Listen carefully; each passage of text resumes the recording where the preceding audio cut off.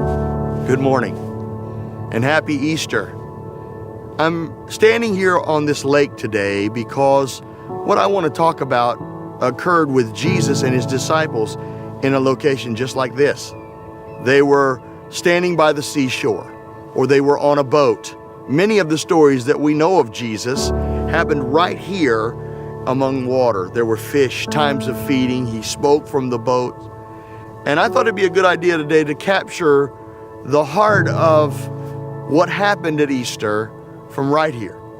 And Easter's a great time for us because it signifies a lot of different things. And I hope that by the time I'm done, that I've spoken about life. Some of you are hearing it for the first time, and others have heard it for many times about how Jesus died.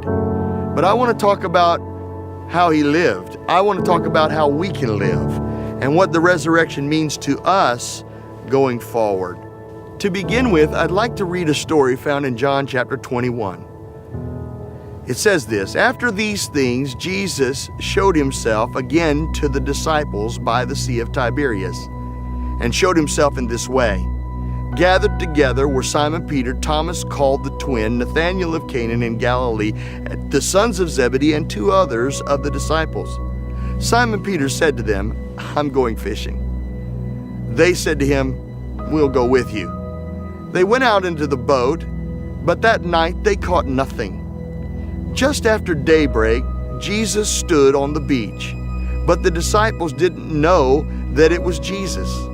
And Jesus said to them, 'Children, you have no fish, have you?' They answered, 'No.' He said to them, 'Cast your nets on the right side of the boat, and you'll find some.' So they cast it. And now they were not able to haul it in because there were so many fish, that the disciple who Jesus loved said to Peter, 'It's the Lord.' When Simon heard that it was the Lord, he put on some clothes, for he was naked, and he jumped into the sea. But the others just came in their boats, dragging their nets full of fish, for they were not far from the land, only about 100 yards off. When they had gone ashore, they saw a charcoal fire there with fish on it and bread. And Jesus said to them, 'Bring some of the fish that you've caught.' So Simon Peter went aboard the boat to haul in the net and haul it ashore, full of fish, 153 of them. And though there were so many fish, the net didn't break. And Jesus said to them, 'Come, have breakfast.' Now, none of the disciples did ask, 'Who are you?' because they knew it was the Lord. And Jesus came and took the bread and gave it to them, and did the same with the fish. This was now the third time that Jesus had appeared to the disciples after he was raised from the dead. When they had finished breakfast, Jesus said to Simon Peter, 'Simon, son of John, do you love me more than these?' And he said to him, 'Yes, Lord, you know that I love you.' And Jesus said to him, 'Feed my lambs.' A second time he said to him, 'Simon, son of John, do you love me?' And he said, 'Yes, Lord, you know that I love you.' Then Jesus said to him, 'Tend my sheep.' He said to him a third time, 'Simon, son of John, do you love me?' Peter felt hurt because he said to him a third time, 'Do you love me?' He said to him, 'Lord, you know everything. You know that I love you.' And Jesus said to him, 'Feed my sheep. Very truly, I tell you, when you were young, you used to fasten your own belt and go wherever you wished. But when you grow old, you will stretch out your hand, and someone else will fasten a belt around you and take you where you didn't want to go.' He said that because it was an indication of the kind of death which he would glorify God in. After this, he said to him, 'Follow me.'" The first time that we hear about Peter in the book of Matthew, the story tells us that he's fishing. Here he is right among the water.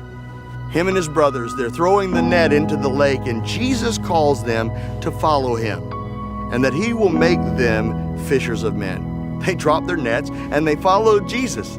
They leave behind the comfort of everything that they know and everything familiar to follow Jesus. Peter does what Jesus asks him to do. He follows it. And he follows Jesus throughout his ministry. Scholars estimate that it was about 3.5 years that Jesus taught and healed, and that Peter was with him during that entire time and watched all of it. Peter was part of his inner circle, one of the disciples that was closest to Jesus. He was the only one who had walked on water with Jesus. And Peter was one of the 3 disciples who was there to witness the transfiguration of Christ. But then things changed dramatically. In the 19th chapter, we find a Peter who's standing there at the crucifixion of Jesus, and Jesus dies. And then in the 20th chapter, we have an empty tomb, and Peter was one of the very first ones to go inside that tomb and find those strips of linen that were burial clothes that had been on Jesus' body. Now we come to another chapter, chapter 21. And when life gets difficult, this is where they are. Life has gotten difficult. And when we become lost and confused and afraid, and when the changes of life are not what we wanted or that we think we deserved, we tend to run away. We try to go back to the way it was before, to something safe, something familiar. And often we revert to the old patterns of behavior and thinking. And even when we know better or do not want to go backwards, it seems easier than moving forward. This was familiar to Peter. They left Jerusalem. They have come home to the Sea of Tiberias, Sea of Galilee, a place where it all began, where they were when they met Jesus. And the disciples in the upper room, the cross, the empty tomb, the house, all the locked doors are some 80 miles away to the south. And Peter decides, I'm going fishing. He knows how to do that. It's familiar to him. It's comfortable. And perhaps it takes him back to a time before Jesus, or even when he met Jesus. And the others are quick to go with him. My hunch is, however, that Peter's not actually wanting to go backwards in life. He's not really trying to catch fish as much as he's fishing for answers.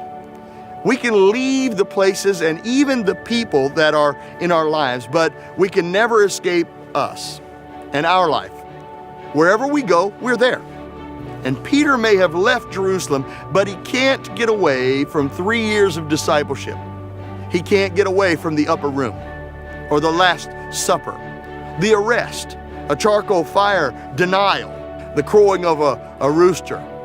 It's all there. The cross, the empty tomb, the house with the doors locked tight, and the echoes of peace be still. So he goes fishing. Peter fishes for answers. He's looking, what have I done? Where are those 3 years, and what were they about? Who was Jesus? Or where is he? Who am I? What will I do now? Where will I go? What will happen to me?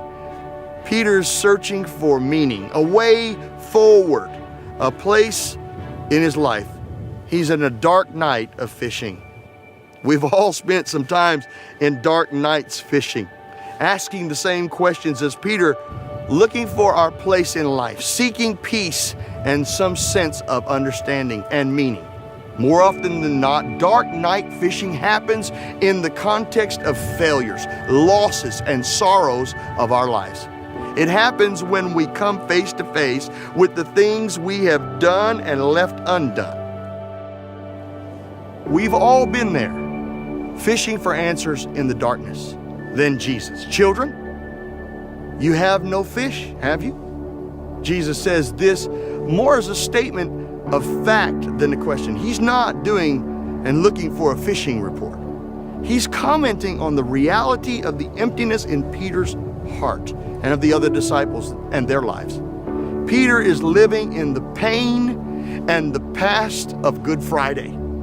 He's fishing on the Good Friday side of the boat, and the net is empty. There are no fish, no answers, no way forward. The nets of dark night fishing contain nothing to feed and nourish life. I wonder if we've ever been fishing on the wrong side of the boat. Jesus seems to think so. He says to them, cast your nets, I like this, on the right side of the boat. Jesus says, cast it on the resurrection side of the boat. The movement of the net from one side of the boat to the other symbolizes to the disciples that they too are part of the resurrection. It's the great Passover. And Jesus calls us to move out of error and into truth, and out of sin into righteousness, and out of death into life. In doing so, we proclaim it's the Lord, just as Peter did. It's the Lord.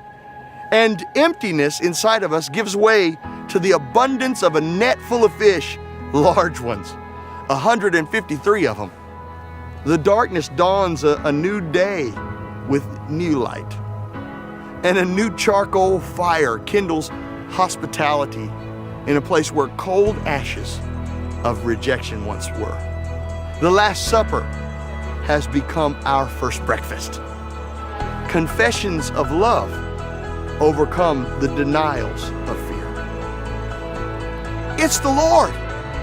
Dark night fishing is over. This is Easter, Good Friday. It's real. Pain, death, sin, they're all realities of life. But the greater and final reality is the Easter resurrection. Follow me, Jesus says, follow me and live as resurrected people. Follow me and fish in a different place. Follow me. Follow me is the invitation to examine where we have been fishing. On which side of the boat do we fish? On which side of the cross do we live? Good Friday or the Easter resurrection?